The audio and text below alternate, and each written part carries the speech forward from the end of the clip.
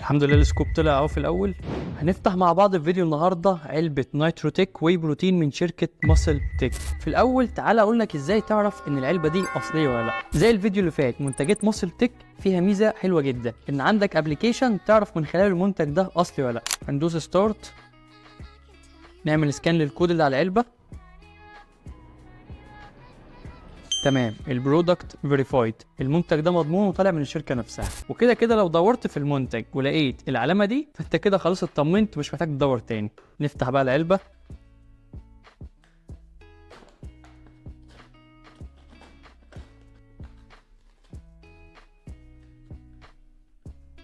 الحمد لله السكوب طلع اهو في الاول.